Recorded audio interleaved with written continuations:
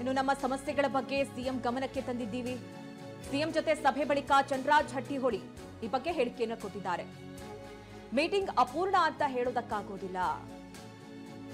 ನಮ್ಮ ಜೊತೆ ಸಭೆ ಆಗಿದೆ. ಈಗ ರೈತರ ಜೊತೆ ಕೂಡ ಸಿಎಂ ಮಾತನಾಡ್ತಾರೆ.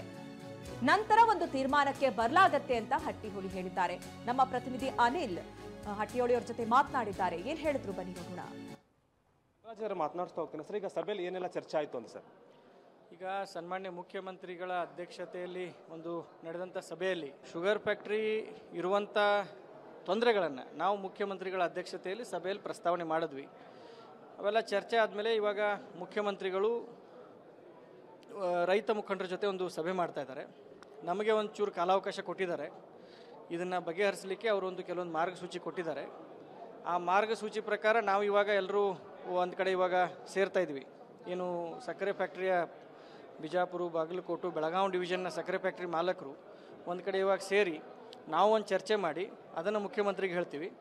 ಮೀನ್ ವೈಲ್ ಅವರು ರೈತ ಮುಖಂಡರ ಜೊತೆ ಚರ್ಚೆ ಮಾಡ್ತಾ ಇದ್ದಾರೆ ಈ ಸಮಸ್ಯೆಯನ್ನು ಬಗೆಹರಿಸಲಿಕ್ಕೆ. ಎರಡೂ ಕೂಡಿ ಒಂದು ಸಂಜೆ ಒಳಗಡೆ ಅದು ಹೆಂಗಾದರೂ ಮಾಡಿ ಬಗೆಹರಿಸ್ಬೇಕಂತ ನಾವು ಪ್ರಯತ್ನ ಮಾಡ್ತಾಯಿದ್ವಿ. FRP ದರ ನಿಗದಿ ಆದಮೇಲೆ ಎಲ್ಲೋ ಒಂದು ಕಡೆ ರೈತರಿಗೆ ಕಷ್ಟ ಆಗೈತಿ. ನಮಗೆ ಬೆಂಬಲ ಬೆಲೆ ಕೊಡಿ ಅಂತ ರೈತರು ಹೋರಾಟ ಮಾಡಕತ್ತಾರೆ. ರೈತರ ಹೋರಾಟ ತಪ್ಪಂತ ನಾವು ಹೇಳೋದಿಲ್ಲ. ಆದರೆ FRP ವೈಜ್ಞಾನಿಕವಾಗಿ ನಿಗದಿ ಮಾಡಿದ ಮೇಲೆ ಕೇಂದ್ರ ಸರ್ಕಾರ ಮಧ್ಯಸ್ಥಿಕೆಯನ್ನು ವಹಿಸಿಕೊಂಡು ರೈತರಿಗೆ ಸಮಜಾಯಿಷಿಯನ್ನು ಕೊಡುವಂಥ ಕೆಲಸ ಮಾಡಬೇಕು. ಆದರೆ ಅವರು ರೈತರಿಗೆ ಸಮಜಾಯಿಷಿ ಕೊಡುವಂಥ ಕೆಲಸ ಮಾಡದೆ ರೈತರಿಗೆ ತಪ್ಪು ಮಾಹಿತಿಗಳನ್ನು ಕೊಡುವ ಮೂಲಕ ಈ ಒಂದು ಸದ್ಯದ ಪರಿಸ್ಥಿತಿ ಇನ್ನೂ ಬಿಗಡಾಯಿಸಲಿಕ್ಕೆ ಕಾರಣ ಆಗ್ತಾ ಇದೆ. ಸದ್ಯದ ಪರಿಸ್ಥಿತಿ ಬಿಗಡಾಯಿಸಬಾರ್ದಂತಂದ್ರೆ ರೈತರಿಗೆ ಸರಿಯಾದ ಮಾಹಿತಿಯನ್ನು ನಾವು ಹಂಚ್ಕೊಳ್ಬೇಕು. FRP ಅಂದರೆ ಏನು, MSP ಅಂದರೆ ಏನು, HNT ಅಂದರೆ ಏನು, ಎಥನಾಲ್ ಹೆಂಗೆ ಆಕತಿ. ಒಂದು ಸಲ ನೀವು ಕಬ್ಬು ನುರ್ಸಿದ ಮ್ಯಾಗ ಒಂದು ಸಕ್ರೀರ ಮಾಡಬೇಕು, ಇಲ್ಲದ್ರೆ ಎಥನಾಲ್ ಮಾಡಬೇಕು. ಎರಡೂ ಮಾಡೋಕ್ಕಾಗೋದಿಲ್ಲ. 1 ಟನ್ ಕಬ್ಬು ನುರ್ಸಿದ ಮ್ಯಾಗ ನಾವು ಸಕ್ರಿಯ ಅಂಶನ ಕಡಿಮೆ ಮಾಡಿ ಎಥನಾಲ್ ಮಾಡಬೇಕು, ಹೊರತಾಗಿ ಎರಡೂ ಪ್ರಾಡಕ್ಟ್ ಬರೋದಿಲ್ಲ. ಚರ್ಚೆ ಮಾಡಿ ಪರಿಹಾರ ಅಂತೂ ಹುಡುಕ್ತಾರೆ. ಪರಿಹಾರ ಹುಡುಕ್ಲೇಬೇಕು. ಸನ್ಮಾನ್ಯ ಮುಖ್ಯಮಂತ್ರಿಗಳು ಈ ವಿಷಯದ ಮೇಲೆ ಸಾಕಷ್ಟು ಗಂಭೀರತೆಯಿಂದ ಚರ್ಚೆ ಮಾಡಿದ್ದಾರೆ. ಬಹಳಷ್ಟು ಸೀರಿಯಸ್ ಆಗಿ ಚರ್ಚೆ ಮಾಡಿದರು. ರೈತರು ಕಷ್ಟದಲ್ಲಿದ್ದಾರೆ, ರಸ್ತೆ ಮೇಲಿದ್ದಾರೆ. ಇದನ್ನು ಸಮಸ್ಯೆಯನ್ನು ಬಗೆಹರಿಸಲೇಬೇಕಂತ ಅವರು ಕೂಡ ನಮಗೆ ಹೇಳಿದ್ದಾರೆ. ಆ ನಿಟ್ಟಿನಲ್ಲಿ ನಾವು ಇನ್ನೊಂದು ಸರಿ ಇವಾಗ ಸೇರ್ತಾ ಇದ್ದೀವಿ. ರೈತರ ಮುಖಂಡರ ಜೊತೆ ಏನು ಸಭೆ ಆಗುತ್ತೆ ನೋಡೋಣ. ನಾವು ಚರ್ಚೆ ಮಾಡ್ಕೊಂಡ್ಬಿಟ್ಟು ಮುಖ್ಯಮಂತ್ರಿಗಳ ಜೊತೆ ಮಾತಾಡ್ತೀವಿ. ಈಗ ಬೆಳಗಾವಿಯಲ್ಲಿ ರಾಷ್ಟ್ರೀಯ ಹೆದ್ದಾರಿಯನ್ನು ರೈತರು ತಡೆದಿದ್ದಾರೆ. ರೈತರ ಮೇಲೆ ಕೂಡ ಲಾಠಿ ಚಾರ್ಜ್ ಆಗಿದೆ ಸರ್. ನಾನು ರೈತ ಬಾಂಧವರಲ್ಲಿ ಪ್ರಾರ್ಥನೆ ಮಾಡ್ಕೋತೀನಿ, ಯಾರು ತಾವು ತಾಳ್ಮೆಯನ್ನು ಕಳ್ಕೊಳ್ಬೇಡ್ರಿ ಅಂತ ಹೇಳೋದು ತಪ್ಪಾಗ್ತತಿ. 8-9 ದಿವಸದಿಂದ ತಾವು ಸತತವಾಗಿ ಪ್ರತಿಭಟನೆ ಮಾಡ್ತಾ ಇದ್ದೀರಾ.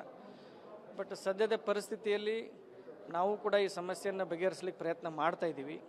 ಹೋರಾಟಗಾರರಲ್ಲಿ ಮನವಿ ಮಾಡ್ತೀವಿ, ರಸ್ತೆ ತಡೆ ಮಾಡಬೇಡಿ ಅಂತ. ಗುರ್ಲಾಪುರ ಕ್ರಾಸ್ದಿಂದ ತಮಗೆಲ್ಲರಿಗೂ ನಿನ್ನೆ ಶಶಿಕಾಂತ್ ಗುರೂಜಿ ಇರ್ಬೋದು, ಚುನ್ನಪ್ಪನ ಪೂಜಾರಿ ಇರ್ಬೋದು, ಅವರೆಲ್ಲ ಮನವಿ ಮಾಡಿದ್ದಾರೆ. 2 ದಿವಸ ನಮಗೂ ಕೂಡ ಇದನ್ನು ಸಮಸ್ಯೆಯನ್ನು ಬಗೆಹರಿಸಲಿಕ್ಕೆ ಸರ್ಕಾರಕ್ಕೂ ಗಡುವು ಕೊಟ್ಟಿದ್ದಾರೆ.